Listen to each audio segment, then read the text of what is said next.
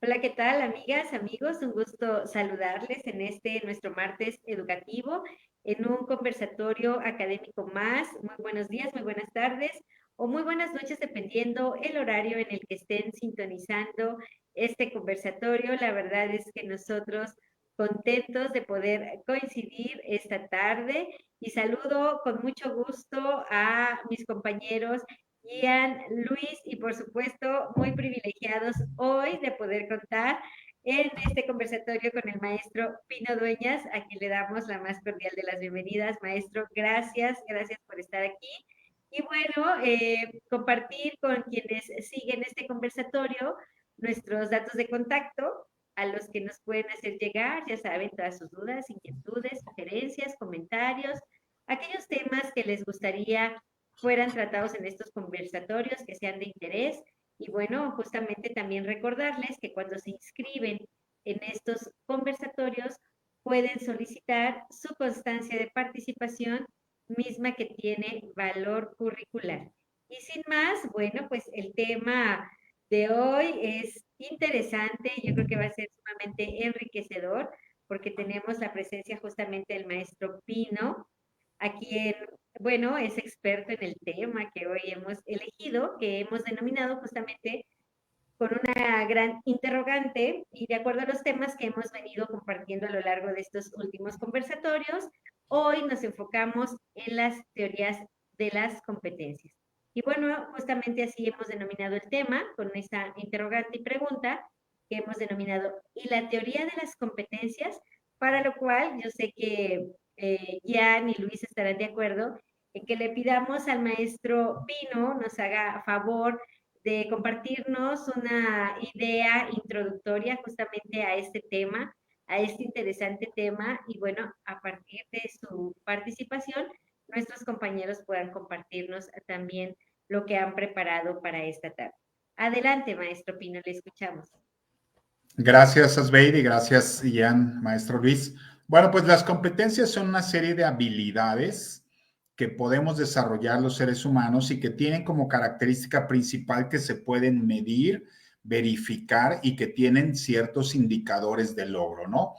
Porque yo puedo decir que canto muy bonito, ¿verdad? Pero eso es solamente una habilidad que tengo. Para que se convierta en una competencia, yo tendría que cantar en determinados tonos con determinados duración de mi voz, ¿verdad? Y con determinada entonación. Eso es lo que lo convierte en una competencia, porque las habilidades las tenemos todos.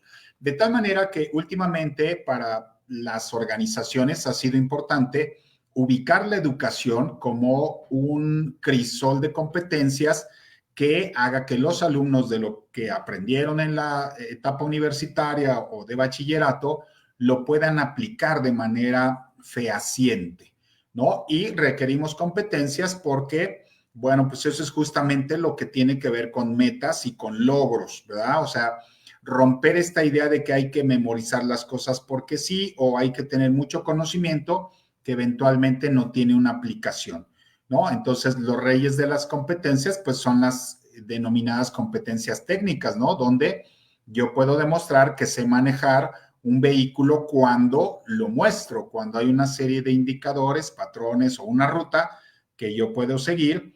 Esa sería una competencia. Es muy fácil, ¿no? Revisarlo en áreas técnicas. Ya en la parte de habilidades blandas ya es un poquito más complejo, ¿verdad? ¿Cómo puedo demostrar que soy un buen negociador? Bueno, pues hay ciertos indicadores que me permitirían demostrarlo. Pero una característica importante que las organizaciones han solicitado es eso, que la gente sepa hacer cosas, no solamente que tenga el conocimiento de cómo se hacen, sino que las pueda llevar a término. Y esto permite a su vez que no solo se puedan evaluar, sino se puedan repetir, se puedan replicar. Es decir, que lo que aprendí yo se lo muestro a alguien más a través de algunos métodos y que esta persona, por la vía de la práctica, pues las pueda ir desarrollando.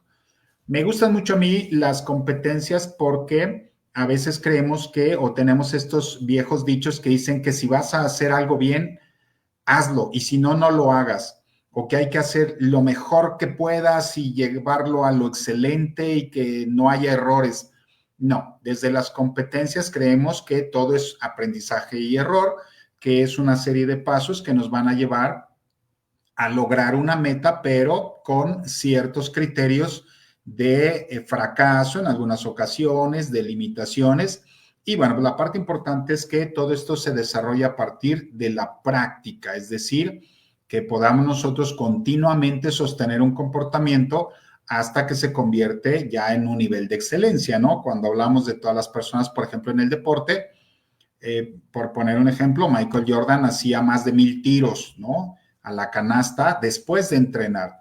De tal manera que cuando esto lo hacía repetidamente durante muchos días, pues eventualmente se convirtió en un gran anotador, ¿no? Pero porque lo fue desarrollando, ese es un ejemplo importante. Y ahora las empresas, que es en el medio en el que me muevo, pues estamos siendo muy enfáticos, ¿no? En esta parte de que no, contratamos personas que tienen competencias, las demuestran y a su vez esto genera tanto utilidad o producción o etcétera, ¿no? Pero esa es una parte importante y creo que la educación, si bien ha sido un modelo importante en su momento, la educación por competencias, también ha tenido cierta variabilidad, ¿no? En el sentido de que hemos dejado de lado las competencias blandas, ¿no? Que han sido muy importantes y que hoy tienen muchas situaciones que cuidar, ¿no? En ese sentido. Por ejemplo, la competencia de saber hablar ante un público, ¿no? Que a mucha gente no le parece importante, pero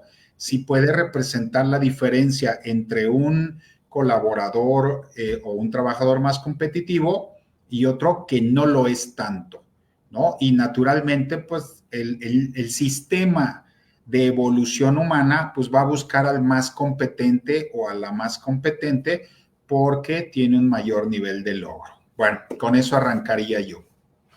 Muchísimas gracias, gracias, maestro Pino. Y bueno, no sé, compartirles que Luis está un poquito delicado de la garganta, pero aquí está, al pie del cañón, cosa que agradecemos. Pero Luis, pues tu participación con toda confianza, cuando quieras cerrar el micrófono, nos dices, porque sabemos que pues la voz es lo que ahorita nos une acá, pero luego de repente nos juega ahorita en contra. Pero adelante, Luis, te escuchamos con mucho gusto. Esperemos que nos deje hablar y que podamos explicar lo que hay que explicar. Y bueno, por favor, no se espanten las chicas si después no pueden dormir en la noche con esta voz de aguardiente. Ciertamente escogimos precisamente este tema porque estamos haciendo una ruta hacia pues, una crítica analítica sobre las condiciones actuales del sistema educativo en México. Nos hacíamos la pregunta si esta teoría o esta metodología de las competencias sigue estando vigente o no. Entonces esa era la pregunta, saber qué está pasando, si si se sigue trabajando la teoría de las competencias o simplemente es borrón y cuenta nueva. Esta crítica la hacíamos en el sentido de que, bueno, las administraciones, sobre todo en México, hemos visto cómo cada administración siempre busca hacer ese rompimiento con la administración anterior y busca generar ese cambio dinámico hacia adelante. Muchas veces funciona, muchas veces no. Entonces, pues esa era la intención de saber aquí. ¿Qué pasó con las competencias? ¿Se está manejando? ¿Cuál es su grado de impacto? ¿Cuál ha sido sus resultados? Porque eso es muy interesante. Si todavía no está de salida o si no está terminado el sistema por competencias, ¿cuáles fueron los resultados de ese sistema puesto en México? Aquí me gustaría, bueno, ya sabes que un poquito fiel a la tradición, me fui a la historia y me doy cuenta de que la teoría de las competencias no es nada nuevo. No es nada nuevo. Es una teoría que nace prácticamente allá en 1960, pero trae un antecedente todavía un poquito más anterior, que no me dejará mentir Pino. Hay un psicólogo que se llama Ay, se me fue el nombre, el de las, ¿cómo se llama? Benjamín, el de las, ¿cómo se llama? El de la, Benjamín Bloom, ya desde su estudio de los objetivos del aprendizaje, él divide el aprendizaje, lo divide en 3 niveles muy interesantes, que es el cognitivo, es el psicomotor y es el afectivo. Bueno, estos 3 niveles o estos 3 conceptos influencian directamente a lo que es la teoría de las competencias, que cabe mencionar que otro psicólogo, David McClelland, que es psicólogo, pero es considerado uno de los autores más importantes o de los primeros autores importantes en la administración, cae dentro de mi campo, porque lo estudiamos precisamente a nivel académico. Bueno, él fue el que formula prácticamente el concepto de competencias, pero retomando precisamente toda esa influencia que traía de Benjamin Bloom, que ya desde el 48 se venía manejando esto. Entonces, no es nada nuevo, no es algo que sea apenas algo nuevo. Podría considerarse, porque mucha gente lo considera, no sé, Pino, tú me puedes sacar de la... ¿Me puedes corregir, por favor? Sí. Benjamin Bloom es una teoría que está considerada ya obsoleta. Yo creo que no está tan obsoleta, porque a la hora de hacer las aplicaciones en el sector, pues nos damos cuenta que es bastante vigente la filosofía de Bloom. ¿Y a qué voy? Bueno, McClelland dice, necesitamos ver cómo se hace el trabajo, cómo lo hace el trabajador, pero con qué competencias lo hace. Si lo hace bien como dice la teoría, si lo desarrolla correctamente bien, y además le impregna una característica muy interesante que se viene desarrollando, que hasta ahorita esa es la parte difícil de las competencias, es la afectiva. ¿Con qué motivación o con qué ganas hacen las cosas? Entonces, esto nace, la teoría de las competencias nace en el sistema empresarial. Entonces, comenta bien Pino, empresarialmente las empresas empiezan a ver esta necesidad de contratar gente bajo estas condiciones. Y esto, pues, tiene que reaccionar el sector educativo para preparar gente con esas características. Desafortunadamente, a México, la teoría de las competencias llega hasta 1990. Apenas en el 90 es cuando se incorpora esto, cuando ya el resto del mundo lleva trabajando esto desde 1960. Entonces, igual como en el sistema de calidad, a la calidad nos llegó hasta el mero final, la teoría de las competencias efectivamente nos está llegando hasta 1990 y se implementa o empiezan los primeros cambios a partir del año 2000. Entonces, prácticamente no tenemos muchos años trabajando educación basada en competencias. Entonces, mi pregunta sigue siendo lo mismo, o sea, ¿cuáles fueron los resultados de que ahora la administración actual dice borrón y cuenta nueva?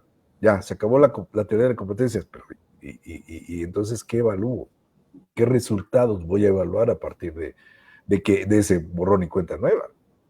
Porque no me dejarán mentir, en un equipo de fútbol o en un equipo deportivo, si pierde y cambiamos ¿cómo se llama? Al entrenador, podemos evaluar los resultados del entrenador que se va porque pues, tuvo los peores resultados. Y entonces sobre eso empezamos a construir la siguiente etapa.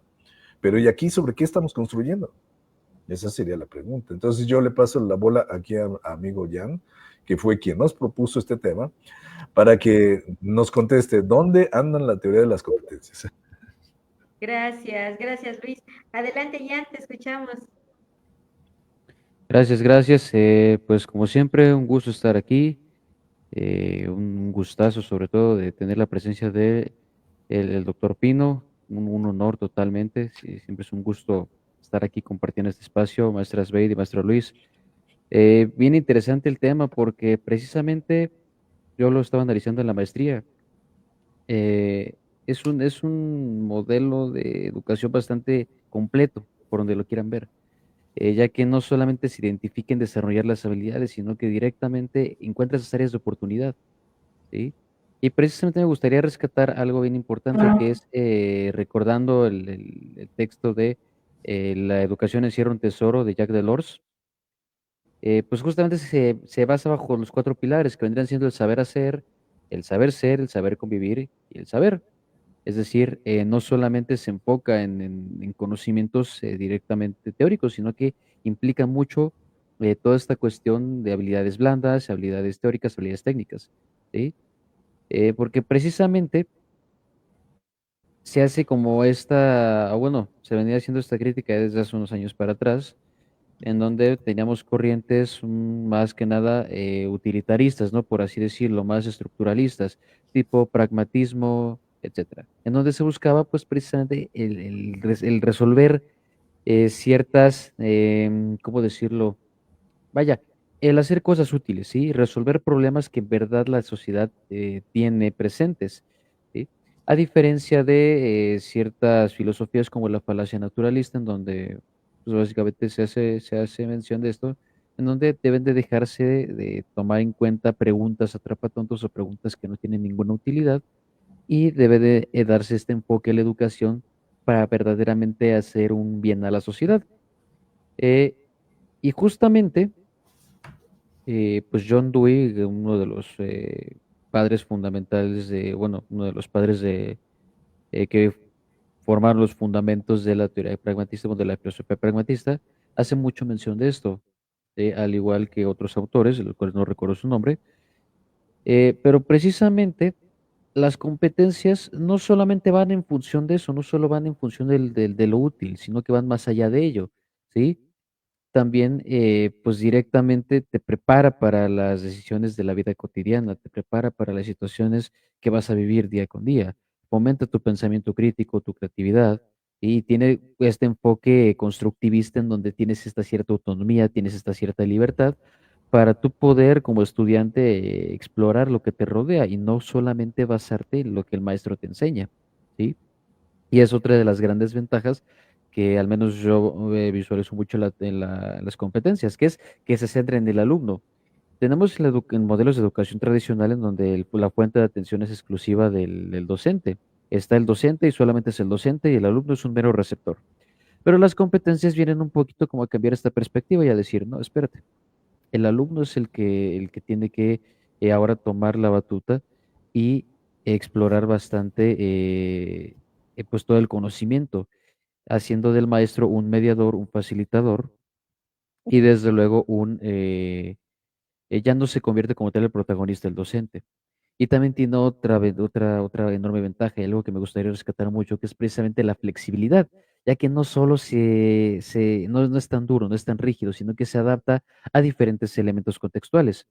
Lo hemos platicado, creo que sí lo platicamos en el conversatorio pasado, que realmente no podemos medir ciertos factores, no podemos medir con la misma vara a todos los estudiantes y tampoco a todos los contextos, porque van a haber variaciones. Va a haber un estudiante que no va a tener el mismo rendimiento porque no desayunó, porque tiene problemas en casa, sufre violencia familiar, etcétera. Entonces, esto es una de las bondades de la educación por competencias, que se adapta, es flexible, porque como mencioné hace rato, tiene esta bondad de que identifica estas áreas de oportunidad, ¿sí?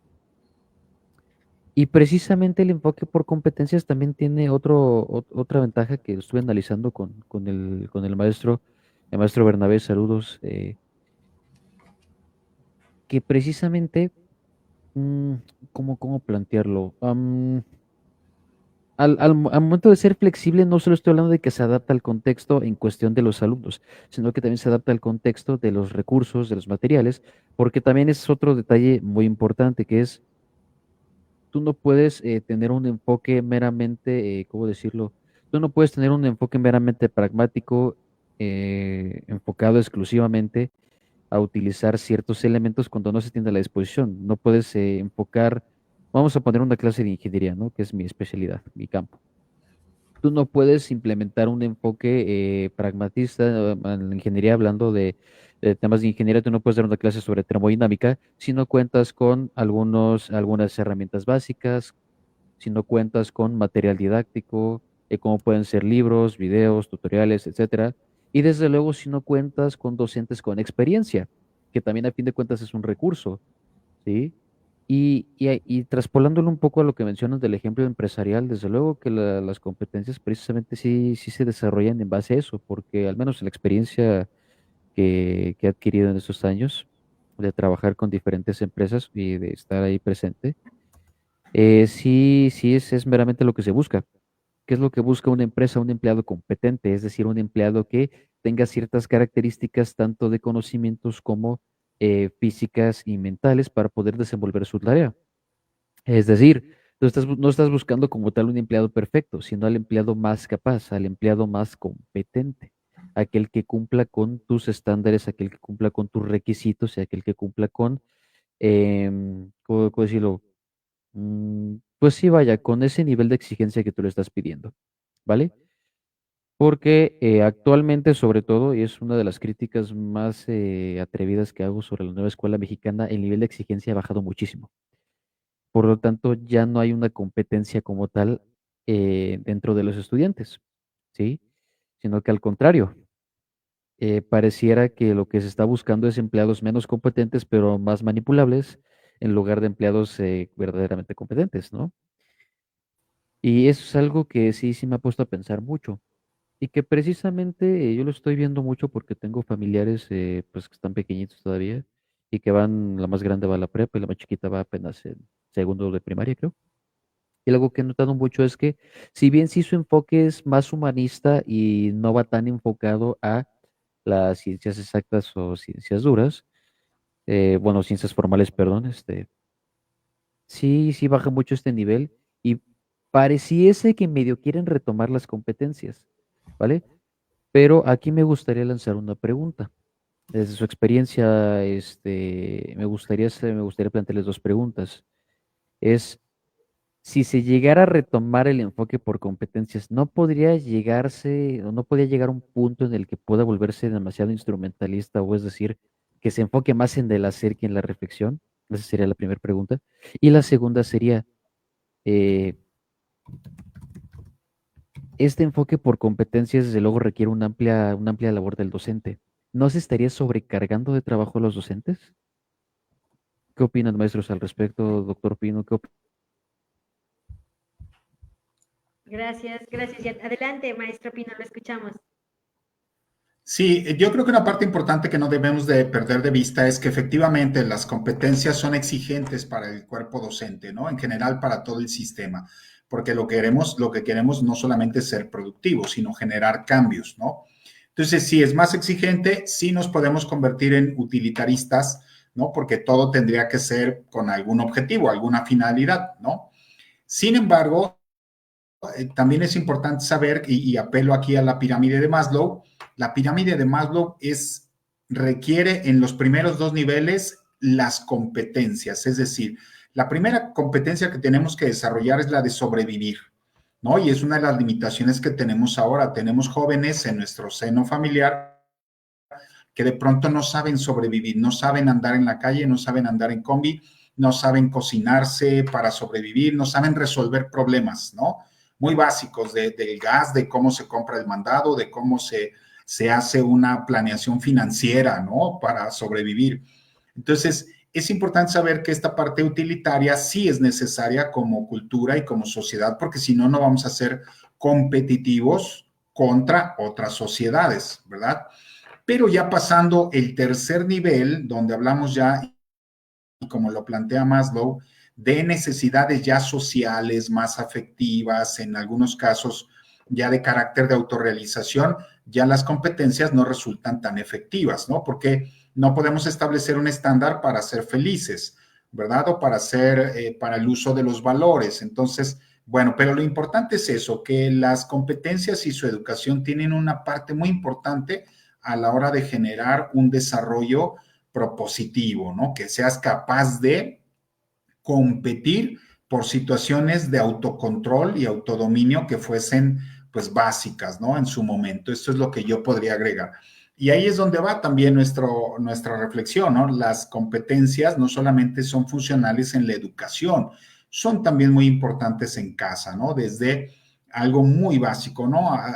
Generar la lógica para que un niño pueda sobrevivir si es que le toca salir a la tienda, ¿no? Porque de pronto ya hemos como exonerado mucho a nuestros niños o adolescentes de resolver cosas tan simples. Yo me he encontrado gente que me dice, ay, es que a mi hijo le da pena preguntar en la calle. No nos podemos hacer dependientes de un GPS, por ejemplo, ¿no? Ya las otras generaciones podemos preguntar, podemos abrir un mapa de papel, no estamos tan dependientes de algún objeto tecnológico y eso es positivo porque de pronto no hay internet, no hay datos, no hay luz.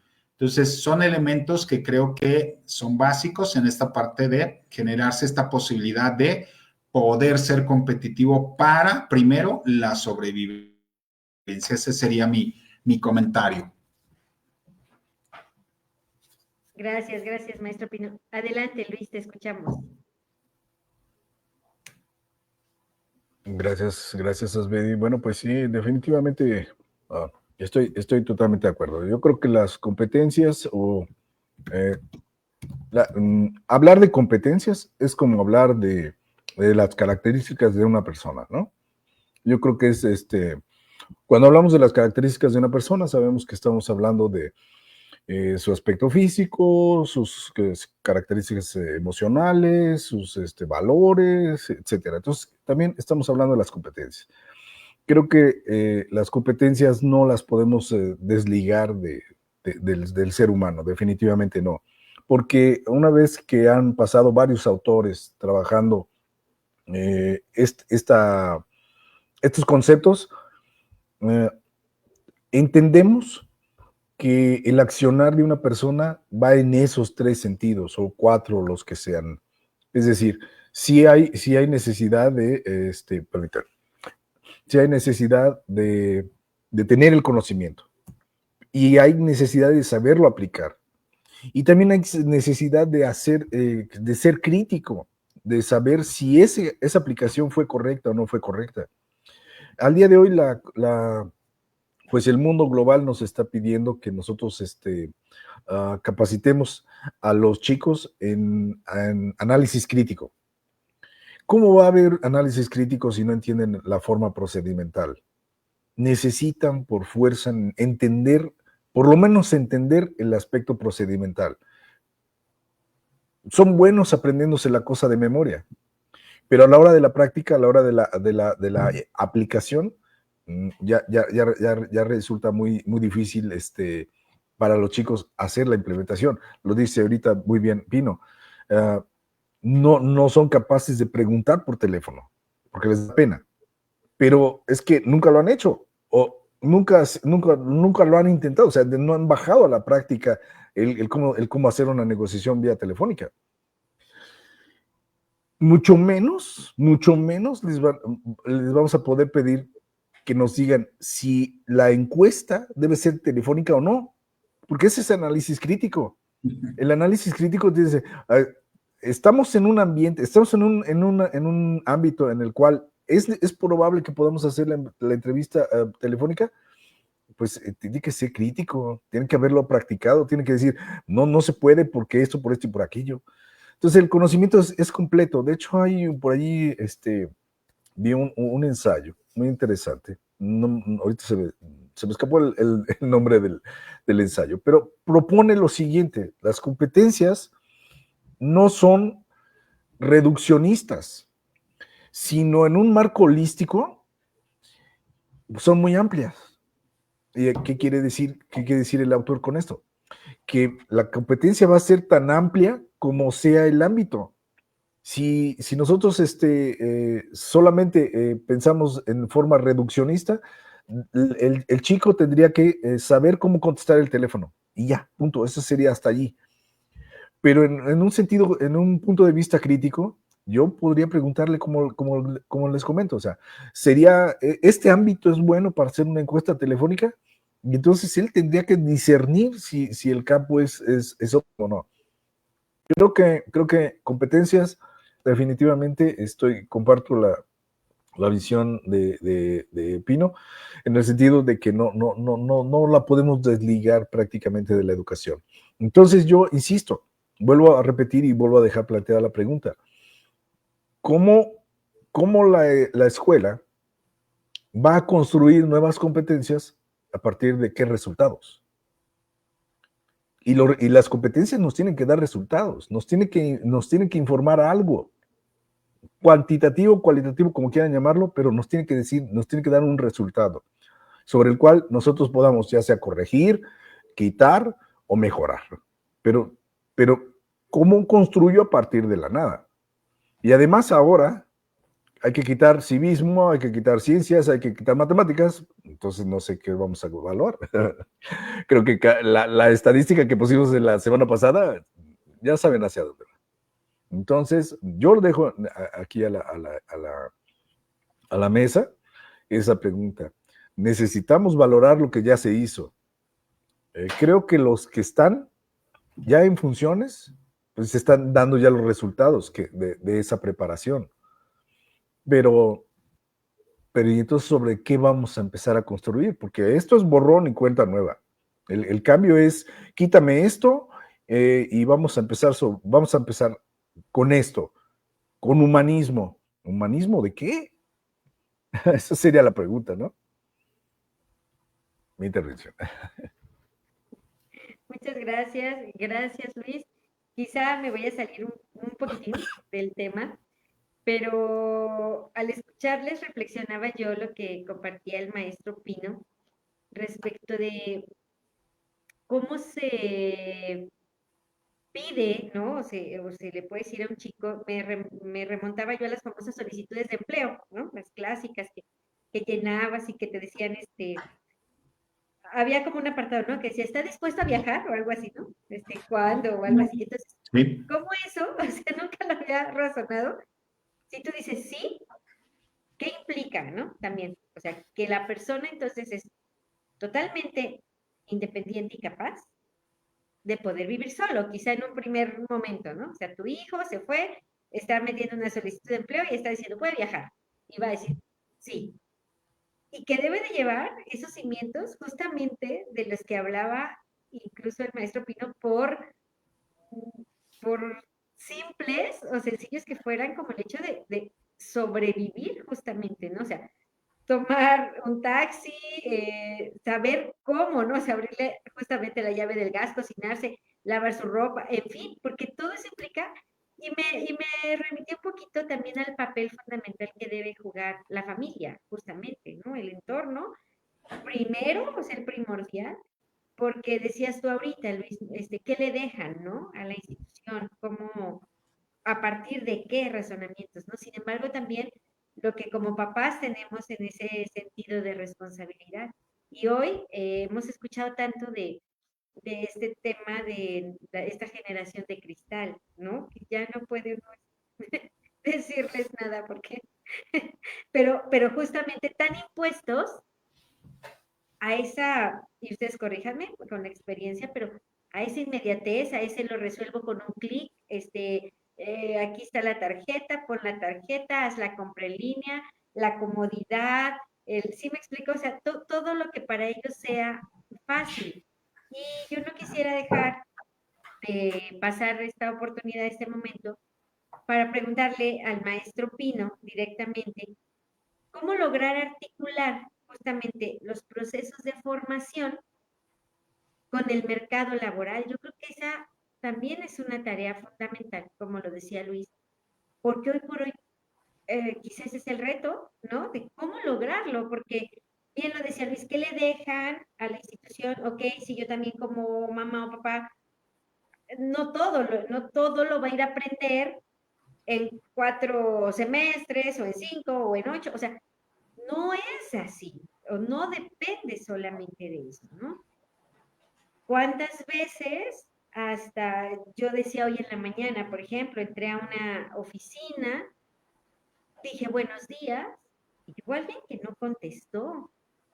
Entonces yo les decía a las otras personas que estaban ahí, les digo, bueno, a mí me enseñaron que hay 3 palabras mágicas, ¿no? Buenos días, por favor, y gracias. Bueno, o sea, buenos días, buenas tardes o buenas noches, por favor y gracias. Y yo creo que eso te abre puertas en muchos lugares, ¿no? Hay gente con grados todos y que no te sabe decir buenos días, ¿no? Y hay gente que puede ser el más sencillo de los servidores y es eso que se, insisto, se vive y se gesta en el seno familiar, creo yo. Pero ¿cómo hoy este reto, esta pregunta, por eso la lanzo, cómo lograr articular justamente los procesos de formación, hablo formación educativa, ¿no? Propiamente, con ese mercado laboral donde justamente es donde se hacen estas evaluaciones, donde ustedes como expertos dicen, sí, mira, como que sí tiene estas habilidades, palomita, palomita, palomita, o tache, o palomita, y que dices, sí está preparado para lo que mi empresa, lo que mi institución requiere, ¿no? Y eso creo que es fundamental. Cuando uno ya logra eso, pues yo creo que estamos del otro lado, ¿no? Que le toque ya demostrarlo al interior de la institución, pero me gustaría que nos lo compartiera, maestro Pino, porque se me hace algo interesante. Adelante. Gracias, claro que sí. Yo creo que la respuesta es que la escuela debe salir de las aulas. O sea, tenemos que salir de los espacios confinados. Me parece que cuando se hacen prácticas ya son en los últimos semestres. Creo que hay que empezar desde el inicio. ¿Por qué? Porque estas competencias les llamamos competencias de convivencia, ¿no? Y de interacción social. Yo puedo ser el más experto, pero si no sé cómo manejarme con la gente, bueno, pues no voy a tener éxito, ¿no? Entonces, me parece que hay que salir de las aulas, hay que involucrar a la gente con las empresas, con las organizaciones, hay que ir las aulas a la organización y creo que las empresas también tenemos que ir a las aulas, ¿no? Como para que haya este intercambio. Hay una universidad que tiene la carrera de arquitectura y a mí me encanta porque el modelo fue en su momento muy discutido, pero una de las materias que tienen para la formación de arquitectos es que se tienen que ir a campo y aprender a levantar una barda. Así, físicamente, se les dan sus ladrillos, su cemento, en fin, y tienen que aprender a usar una plomada, a usar el hilo, etcétera. Y esa es parte de una materia. Claro, en algún momento pues hubo queja de los alumnos, ellos no iban a trabajar de albañiles, pero al final descubrieron que esa es una competencia importante. Tal cual, ¿no? Arquitectos le decían, pues para que no te lleve al baile el maestro, ¿no? Para que sepas cuánta mezcla lleva, cuánta cantidad, etcétera, ¿no? Y bueno, pues al principio fue difícil instaurar esto, pero tuvieron éxito. Y ahí es a donde vamos, ¿no? Finalmente tenemos que generar que todas las generaciones puedan tener contacto directo con la fuente de trabajo, ¿no? Y yo lo pongo así, cuando de pronto les digo, mira, yo he sido jefe de capital humano, de recursos humanos, de una empresa de construcción, y sorpresa, ¿sabes quiénes ganan mejor? Los maestros de obra, los albañiles especializados en poner piso, los técnicos en instalaciones eléctricas, fotovoltaicas, etcétera, son los que están más arriba en la nómina. Por lo regular ganan más que los arquitectos, no digo hay niveles, ¿verdad? Pero por lo regular son puestos muy bien pagados y son puestos que se realizaron pues en la obra, ¿no? Directamente, son gente que tiene expertise de 10, 15, 20 años y que logran un mejor ingreso justamente por eso, porque saben hacer cosas. Entonces, me parece que ese sería un indicador importante, ¿no? Pongamos a nuestros alumnos a hacer cosas, a ser efectivos, a fracasar, a intentar, a negociar, a conversar, a tener relaciones propositivas, pero sobre todo a interactuar con el medio, ¿no? Todavía hay instituciones donde pues salen prácticamente en blanco, no solamente con el libro, y es primera vez que se encuentran ante un equipo, una maquinaria o algún tipo de sistema, ¿no? O alguna interacción. Pero bueno, creo que ese sería lo ideal. Y yo creo que el aliciente también es que, bueno, pues quien esté mejor preparado en términos de competencias competitivas, al final es quien gana más, ¿no? La verdad es que nos sorprendería de lo bien que pueden ganar los niveles técnicos, ¿no? El plomero, el albañil, la persona que de pronto tiene este manejo, ¿no? De instancias muy específicas que requieren una solución. Y bueno, la verdad es que hasta en casa, ¿no? No nos pesa de pronto pagar que nos reparen una tubería y que digan, bueno, 1,000 pesos. El señor se ganó 1,000 pesos en una hora. Sí, quiere decir que su trabajo es valioso porque nos arregló el gas, el agua, etcétera, ¿no? Entonces, ese me parece que es un aliciente importante. Y bueno, se va a tardar, ¿no? La escuela como tal en llegar a ello, pero eso no significa que los docentes nos tengamos que ir a ese ritmo, ¿no? algo importante es que tú en tu materia pues los puedas exponer de la manera más viable, permisible, pues a estas realidades eventualmente laborales, ¿verdad? Eso es lo que yo agregaría y que nos ha dado resultado.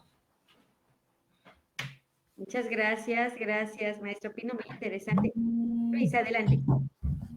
Micrófono.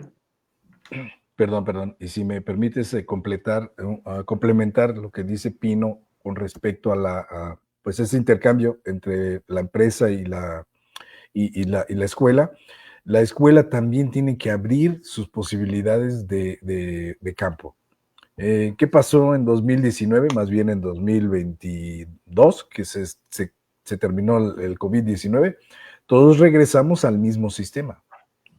Todos regresamos después de haber conocido el sistema en línea, todo el mundo se regresó al sistema presencial.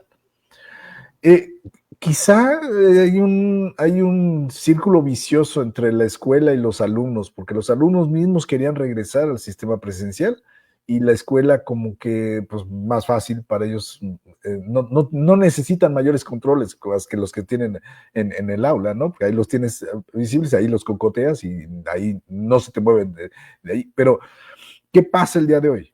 El día de hoy estamos en un ambiente global donde prácticamente las empresas transitan desde aquí hasta China y se mandan mensajes y hay comunicación. ¿Cómo nos piden a la población que tengamos competencias digitales si ni siquiera podemos entrar a la computadora? Entonces creo que complementando la sugerencia de Pino, también la empresa, la escuela necesita abrirse a tener una educación un poco más, ¿cómo pudiéramos decir? Mixta, en el sentido de que, bueno, algunas cosas las puedo llevar teóricas, algunas presenciales y a lo mejor algunas digitales.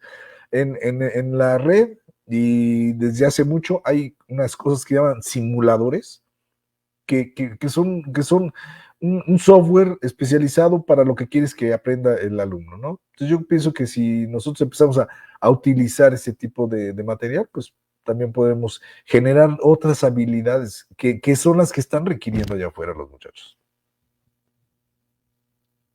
Muchas gracias Luis. Gian, tu participación, te escuchamos. Justamente creo que le dieron al clavo de algo bien importante, que es la práctica, llevarlo a la praxis para adquirir no solo experiencia, sino aplicar los conocimientos.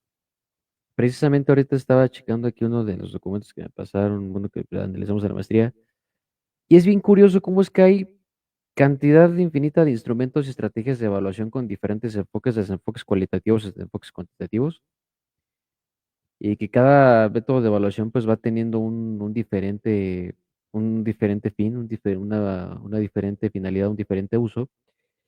Y es curioso que a pesar de que hay tantos métodos, uno podría pensar, bueno, y entonces, ¿por qué, por qué hay tantos estudiantes que no dan el ancho? Y es justamente por mucho de lo que se menciona, de lo que están mencionando ahorita, que es la falta de experiencia, la falta de conocimientos, la falta de esta salida al mundo real. Y con mundo real no me refiero a lo que muchas veces se suele decir, es que el mundo es cruel y el mundo no sé qué, no. Sino de que el mundo real es el sentido de decir, esto es lo que verdaderamente vas a utilizar, esto es lo que vas a necesitar.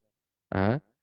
Porque me pasó muchas veces cuando estuve en la licenciatura, precisamente, la mayor cantidad de conocimientos que estuve adquiriendo durante bueno, la cantidad de conocimientos que apliqué mayormente fueron de muchas visitas precisamente a diferentes fábricas, a diferentes empresas y de aplicaciones en escenarios simulados y precisamente utilizando diferentes simuladores, como mencionó el maestro Luis. También igual muchas otras materias como termodinámica, física y demás. Sí, realmente es muy complicado llevarlas a la práctica, pero con un poquito de esfuerzo se puede lograr y se pueden obtener muy buenos resultados, porque son fundamentos que vas a necesitar, que uno como ingeniero necesita. Uno como contador va a requerir saber cómo hacer una nómina correctamente, va a requerir cómo saber cómo hacer una buena declaración para que no le salga menos 5,000, ¿no? Y termine debiendo. Un administrador tiene que saber cómo llevar a cabo sus ciclos de administración, de calidad, ¿no? Un psicólogo tiene que saber cómo tratar a diferentes tipos de pacientes, ¿no? Porque alguna vez me planteaban este escenario una de mis maestras, que le daba clases a los alumnos de psicología, que decía muy atinadamente, ¿qué van a hacer cuando les llegue un paciente que diga, a mí me gusta violar? No es porque esté enfermo, simplemente a mí me gusta. Dices, pues, ¿qué vas a hacer? No lo puedes denunciar porque estarías violando un acuerdo de confidencialidad. No puedes decirle que está mal como tal porque pues tienes que ir a fondo, saber qué es lo que está sucediendo, etcétera. Ajá. O sea, como un psicólogo primerizo, pues no sabe, no va a saber cómo va a reaccionar y va a decir, híjoles, pues ahora qué hago, ¿no? Vámonos a otro ejemplo, precisamente un arquitecto, cuando le toque poner algún falso plafón, cuando le toque colocar algunas zapatas, ajá. Porque esto me pasaba mucho con algunos amigos bueno, algunos conocidos de arquitectura, ¿no? Sobre todo nunca se me va a olvidar una chica que me decía, es que yo soy buenísima para hacer dibujos, pero soy malísima para hacer instalaciones eléctricas o para hacer circuitos. Le decía, pues sí, pero lo siento, o sea, esa es parte de tu chamba, o sea, tú tienes que saber cómo, mínimo saber interpretarlo o mínimo saber lo necesario, lo básico, ¿sí? Entonces, precisamente ese es un detalle bien importante de las competencias y esa es una de las críticas que se le hace, que solamente pareciera que se puede hacer muy segmentado el conocimiento, pero realmente no. El conocimiento se debe de integrar de una manera en la que se complemente todo. Ajá. Y justamente sí comparto mucho esa visión, ¿no? Del enfoque por competencias, que sí debería de retomarse. Deberíamos de retomarlo honestamente, ya no de una manera tan, tan, esa fue la palabra, tan directa, sí, tan radical, sino que debería de ser paulatinamente, ¿no?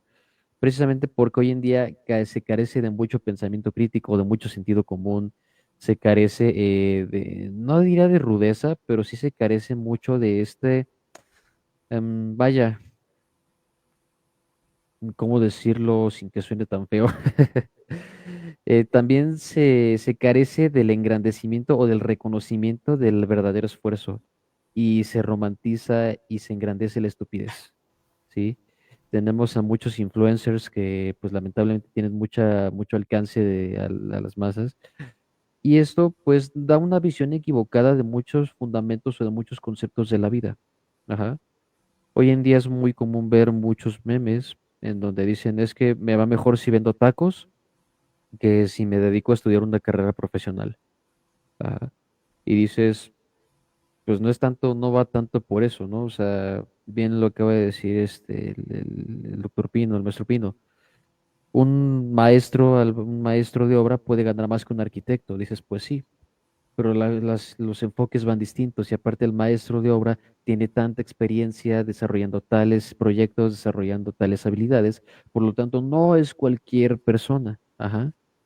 Digamos que ya tiene un cierto grado más de conocimientos empíricos o informales, pero tiene un cierto grado más de conocimientos. Igual el taquero de la esquina que lleva años vendiendo, no tiene gente nada más porque sí, tiene gente porque es bueno en lo que hace, porque sus tacos tienen sabor, porque tiene buena salsa, porque sus tortillas están buenas. Puede ser por miles de razones. Y ese es un detalle de las competencias que no se toma siempre en cuenta, que es la experiencia. Sí, a lo mejor hay muchos jóvenes, me tocó muchas veces, ¿no? Donde me decían, es que te falta experiencia. Digo, pues sí, pero pues, es que mi experiencia es en estas áreas. Si me dan la oportunidad, puedo desarrollar experiencia en este campo que ustedes están solicitando. Ah, si bien las empresas sí les haría falta un poquito ser más flexibles en ese aspecto, también hay que entender que el expertise no es tan a la ligera. Si bien no es una garantía, es una ayuda. Ajá. Es como cuando te dicen es que el título, el papel no sirve de mucho, claro que sirve. De alguna u otra forma te ayuda el que tú tengas tu título en mano, el que tú tengas tu título para decir ya estudié, ya tengo este nivel, ¿vale? Y ya para ir cerrando mi comentario, diría que el enfoque por competencias, lo platicábamos maestro Luis, estuvo muy desaprovechado aquí en México. Tardó en llegar y se desaprovechó por completo en su totalidad. Entonces, no estaría mal que la nueva escuela mexicana hiciera un par de reformitas metiendo o tratando de implementar ciertas estrategias del enfoque por competencias para retomarlo, porque en verdad es muy beneficioso. porque no solo desarrolla tus habilidades, tanto blandas como duras, sino que también te ayuda a ser un mejor ser humano. Ajá, te ayuda a ser un mejor ser humano, te ayuda a ser un mejor profesionista y desde luego que te ayuda a identificar tus áreas de oportunidad, porque es otro detalle muy importante que hoy en día hay muchos alumnos con crisis en donde no me dejarán mentir. Les aseguro que sí o sí les ha llegado por lo menos un alumno a decir, es que pues yo estoy aquí porque no me quedo de otra, porque no sabe qué estudiar, o en su defecto porque no saben a lo que se quieren dedicar. Ajá. Y ese es otro detalle de del enfoque por competencias, que de alguna u otra forma te va encaminando hacia el lugar o hacia la meta final a la que tú quieres llegar, ¿sí? Porque es algo, cuando hasta yo me lo topé muchísimo en la preparatoria, en la licenciatura, incluso ahorita en la maestría. Hay muchos chavos que pueden llegar a tener 20, 22, 23 años, 25 y no saben ni qué hacer de su vida, no saben ni por qué estudiaron lo que estudiaron y no saben si realmente se quieren dedicar a eso, no se visualizan en ello, ¿sí? Entonces el enfoque por competencias precisamente te ayuda ciertamente a identificar cuáles son tus habilidades y cuáles son tus fortalezas, tus debilidades, tus amenazas, tus oportunidades. Entonces no sé qué opinen, maestros, el tiempo como siempre nos comió, pero pues es interesante este enfoque, ¿no? Y pues no lo sé, creo que nos da para más. Creo que estaría bueno hacer un segundo episodio, ¿no? Y la teoría de las competencias, ¿qué pasó con ella? Parte 2, ¿no? Gracias, gracias, Jan. Ciertamente el tiempo se nos va agotando, pero bueno, no sé, compartirles aquí el uso de la voz al maestro Pino, a Luis, para ir cerrando conclusiones de esta tarde. Y bueno, si ustedes también consideran que se pueda hacer una parte 2, bueno, también que se comente, ¿no? Pero adelante, maestro Pino, le escuchamos.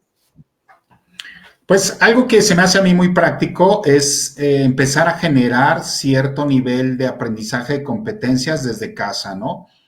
Cuestiones muy básicas que las tuvimos desarrolladas otras generaciones, ¿no? Los hijos tienen que aprender a comer, a prepararse su propio alimento, tienen que aprender a ver por su propia seguridad, tienen que aprender a resolver problemas domésticos y cotidianos, tienen que aprender, por ejemplo, su manejo financiero, ¿no? Algo muy simple como eso, ¿no? Aprender a manejar su dinero, sea su domingo o sea su mensualidad, etcétera, ¿no? Y esto lo podemos ir extendiendo, ¿no? A mí me parece que de pronto también en la escuela podrían en su momento retomarse este tipo de materias, ¿no? Y me gusta mucho en algunos otros culturas, la educación se da con una materia que se llama economía doméstica. Todo esto se enseña desde el nivel primaria, ¿no? De tal manera que un individuo pueda manejarse básicamente y esto los va preparando a la vida adulta, ¿no? Que podamos tener esta independencia por lo pronto, ¿no?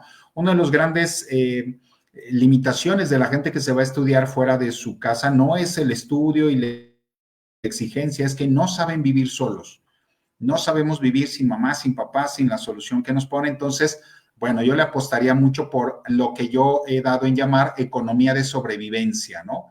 Que puedas tú tener la capacidad apoyada por los padres y el vínculo familiar, pues para poder sobrevivir en este mundo tan cambiante y además con lo que viene, ¿no? Sí creo que tendríamos que depender un poquito menos de las herramientas, ¿no? Como del celular, como de la inteligencia artificial, como para no estar expuestos a un apagón, ¿no? Que ya se han dado en algunos casos y eso muestra la incapacidad o a veces la inutilidad de las personas, pues para poder sobrevivir, ¿no? Entonces yo le apuntaría mucho a eso en una primera instancia y bueno, que las escuelas nos podamos sumar o yo como docente en mi materia, pues de pronto meter ese tipo de aspectos, ¿no? Vamos a aprender a hacer, no solamente a saber o a conocer o a que alguien más lo haga. También vamos a irnos a aprender a hacer, ¿no? Las cosas tan sencillas como sea posibles o tan complejas como lo vaya pidiendo el sistema, ¿no? Entonces creo que esto se puede ir convirtiendo en una mentalidad para ser competentes y con ello competitivos. Con eso cierro.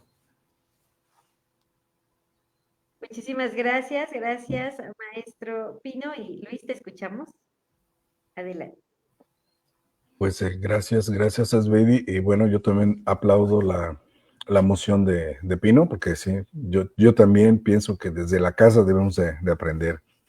Y fíjate que cuando nos propusimos este tema, yo me fui directamente a la historia, saqué de la historia los conceptos básicos para entender, pero de repente me llegó la duda y dije, bueno, cómo está la teoría de las competencias o la educación basada en competencias al día de hoy? Y entonces me encontré que el resto del mundo está trabajando competencias. El resto del mundo está trabajando competencias orientadas a generar esas competencias más, mm, más especiales que necesitamos para hoy día. O sea, no es algo que ya se terminó, no es una teoría que pum, ya se desechó y vámonos vamos a desecharla. No, al contrario, se afinó. Está en los principios de la UNESCO de educación al día de hoy, como punto número 5 prácticamente. O sea, es de los primeros 5 puntos que una escuela o que una sociedad debe de cuidar el manejo o el desarrollo de competencias.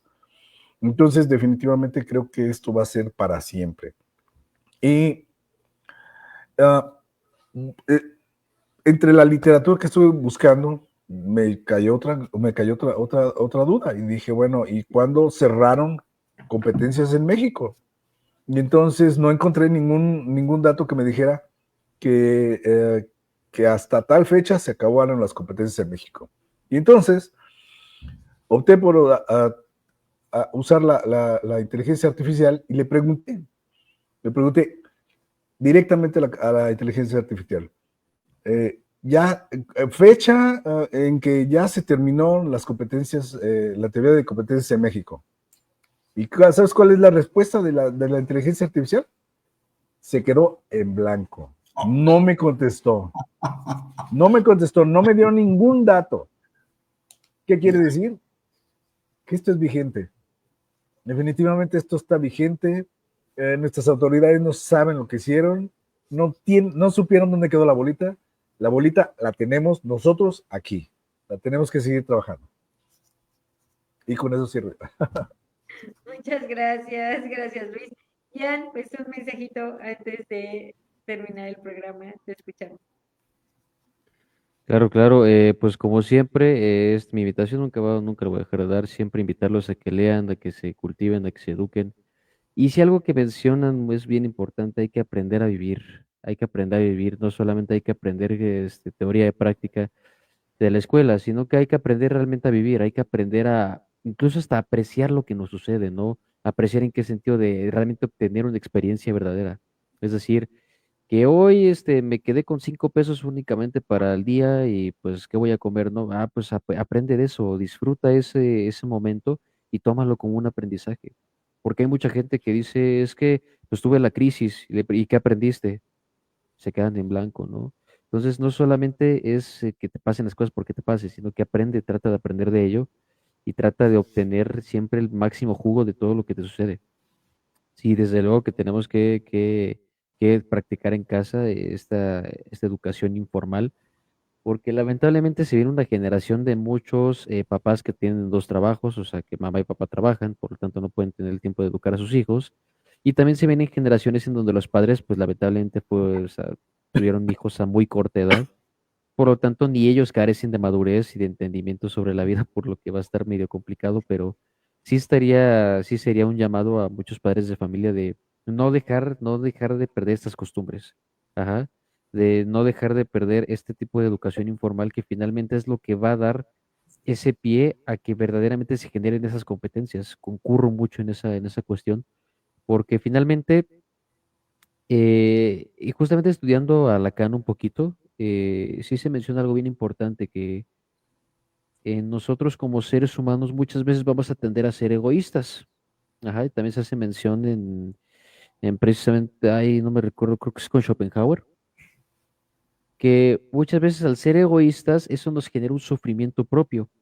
¿Eso qué significa? Que a veces sufrimos más por querer hacernos las víctimas o por visualizar las situaciones que nos suceden de una forma tan equivocada que lo único que nos queda es eso, es tirarnos al suelo y dejar que nos tengan lástima, cuando realmente eso no tenía ni por qué suceder, ¿vale?